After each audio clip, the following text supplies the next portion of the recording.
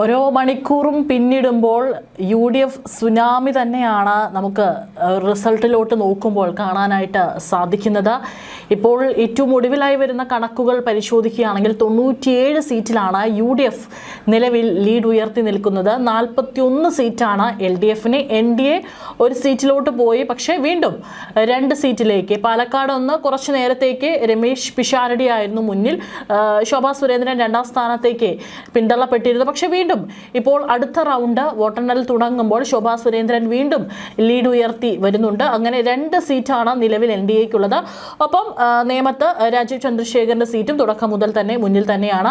ആ സീറ്റ് അതേപോലെ തന്നെയാണ് നില തുടർന്നുകൊണ്ടിരിക്കുന്നത്. നിലവിൽ തുടക്കത്തിൽ നമുക്കറിയാം, രാവിലെ വോട്ടെണ്ണൽ തുടങ്ങി കുറച്ച് നിമിഷങ്ങൾ കഴിഞ്ഞപ്പോൾ അടക്കം NDAക്ക് 5 സീറ്റ് വരെയായിരുന്നു കാണിക്കുന്നുണ്ടായിരുന്നത്. പക്ഷേ പിന്നീട് അത് 4 ആയി 3 ആയി. നിലവിൽ ഇപ്പോൾ 2 സീറ്റിലാണ് ഇപ്പോൾ ലീഡ് ചെയ്ത് നിൽക്കുന്നത്. ഒപ്പം തന്നെ പല മണ്ഡലങ്ങളിലും ഇപ്പോൾ LDFന് അല്പം മുൻതൂക്കം നിൽക്കുന്ന മണ്ഡലങ്ങൾ എന്ന് പറയുകയാണെങ്കിൽ ഷൊർണൂർ, ഒറ്റപ്പാലം, അതുപോലെ തന്നെ മലമ്പുഴ, തരൂര്, നെന്മാറ, ആലത്തൂർ, ഈ മണ്ഡലങ്ങളിലാണ് ഇപ്പോൾ LDFന് അല്പം മുൻതൂക്കം നിൽക്കുന്ന മണ്ഡലങ്ങൾ എന്ന് പറയുന്നത്. മറ്റുള്ള മണ്ഡലങ്ങളിലെല്ലാം തന്നെ UDF തരംഗമാണ് കാണാനായിട്ട് സാധിക്കുന്നത്. അത് കഴിഞ്ഞ് ചേലക്കരയും കുന്നംകുളത്തും LDF മുന്നിൽ തന്നെ ഉണ്ട്. ഇതിൽ ചേലക്കരയിൽ UR പ്രദീപാണ്. അദ്ദേഹം 20,440 വോട്ടുകൾക്കാണ് മുൻപിലുള്ളത്. വലിയൊരു ഭൂരിപക്ഷം തന്നെയാണ് ചേലക്കരയിൽ UR പ്രദീപിന് ഉള്ളത്. കുന്നംകുളത്ത് AC മൊയ്തീനാണ് LDF 3652 വോട്ടുകൾ, 3000 വോട്ടുകളുടെ ഒരു ഭൂരിപക്ഷത്തിലാണ് നിലവിൽ ലീഡ് നില ഉയർത്തി നിൽക്കുന്നത്. ഗുരുവായൂർ CH റഷീദ് മുന്നിൽ വന്നിട്ടുണ്ട്. ഗുരുവായൂരും LDF ആയിരുന്നു തുടക്കത്തിൽ മുൻപിൽ. പിന്നീട് ഗുരുവായൂർ ഒരു അട്ടിമറി CH റഷീദാണ് UDFന്റെ 1239 വോട്ടുകൾക്ക്, കുറച്ച് വോട്ടുകൾക്കാണ് ഇപ്പോൾ മുൻപിലുള്ളത്. അതുകൊണ്ട് തന്നെ അത് അങ്ങോട്ടും ഇങ്ങോട്ടും ഒരു ചാഞ്ചാട്ടം ഉണ്ടാകാനുള്ള സാധ്യതയുമുണ്ട്. അത് കഴിഞ്ഞ് മണലൂര് C രവീന്ദ്രനാഥ് LDF 378 വോട്ടുകൾ, കുറച്ച് ഭൂരിപക്ഷത്തിലാണ് അദ്ദേഹം ഇപ്പോൾ ലീഡ് ചെയ്ത് നിൽക്കുന്നത്. വടക്കാഞ്ചേരി സേവ്യർ ചിറ്റിലപ്പള്ളി 5283 വോട്ടുകൾക്കാണ് നിലവിൽ ഇപ്പോൾ ഭൂരിപക്ഷം ഉയർത്തിയിരിക്കുന്നത്. ഒല്ലൂർ K രാജൻ മന്ത്രി, അദ്ദേഹം LDF മുന്നിൽ നിൽക്കുന്നുണ്ട്. 5182 വോട്ടുകൾക്കാണ് അദ്ദേഹം ഇപ്പോൾ അവിടെ ഭൂരിപക്ഷം ഉയർത്തി നിൽക്കുന്നത്. തൃശൂർ രാജൻ K പല്ലൻ UDF സ്ഥാനാർത്ഥിയാണ്, അദ്ദേഹമാണ് മുൻപിൽ. 16,503 വോട്ടുകൾക്കാണ് അവിടെ അദ്ദേഹം വലിയൊരു ലീഡ് ഉയർത്തി നിൽക്കുന്നത്. അവിടെ അറിയാം, പത്മജ വേണുഗോപാൽ അടക്കം മത്സരിച്ചിട്ടുള്ള സമയമാണ്. പക്ഷേ 16,503 വോട്ടുകൾക്കാണ് അവിടെ UDF മുന്നിൽ നിൽക്കുന്നത്. നാട്ടികയിൽ ഗീതാ ഗോപിയാണ് 3566 വോട്ടുകൾ, LDF സ്ഥാനാർത്ഥി. കയ്പമംഗലത്തും KK വത്സരാജ് LDF സ്ഥാനാർത്ഥി മുന്നിൽ തന്നെയാണ്, 2862 വോട്ടുകൾക്ക് നൽകുന്നുണ്ട്.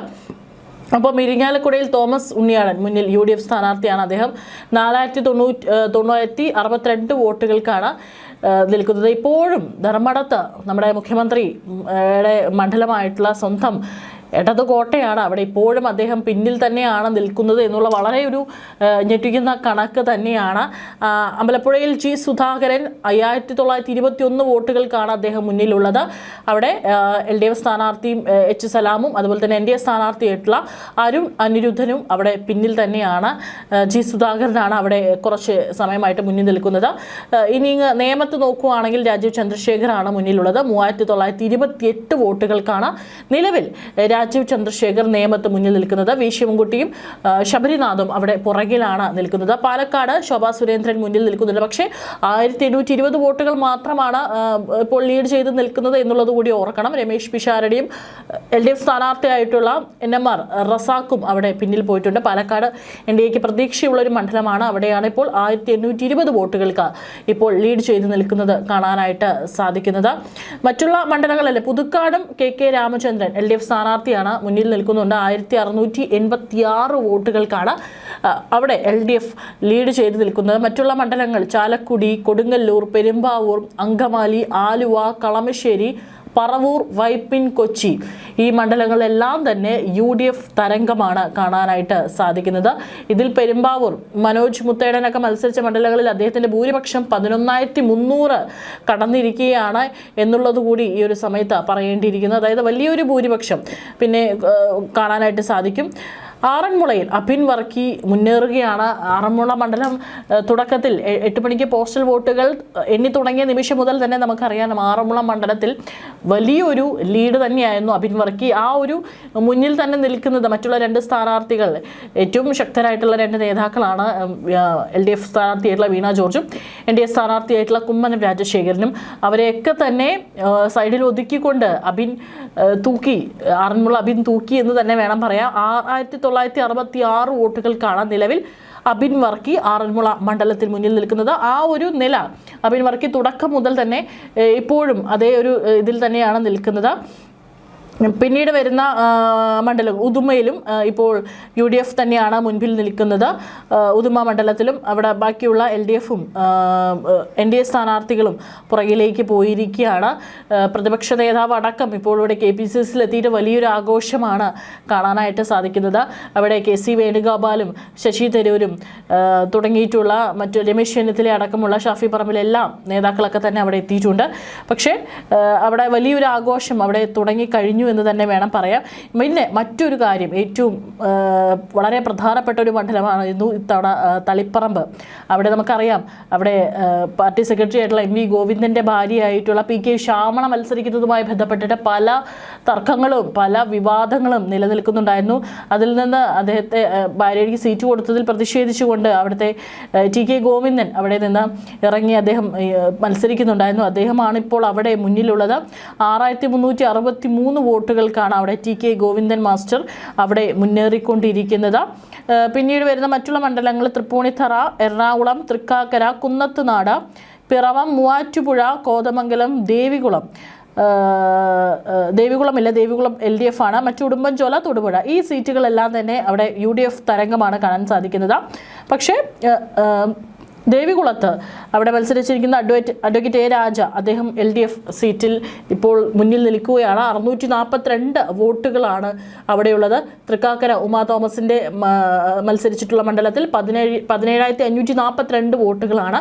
എറണാകുളം TJ വിനോദ് 23,612 വോട്ടുകൾക്കാണ് മുന്നിലുള്ളത്. പിറവത്ത് അനൂപ് ജേക്കബ് 20,000 വോട്ടുകൾക്കാണ് അദ്ദേഹം മുന്നിൽ നിൽക്കുന്നത്. തൊടുപുഴ അബു ജോൺ ജോസഫ് 19,667 വോട്ടുകൾക്കാണ് മുൻപിൽ നിൽക്കുന്നത്. അതായത് കൃത്യമായിട്ട് ഒരു UDF തരംഗം എല്ലാ മണ്ഡലങ്ങളിലും കാണാനായിട്ട് സാധിക്കും.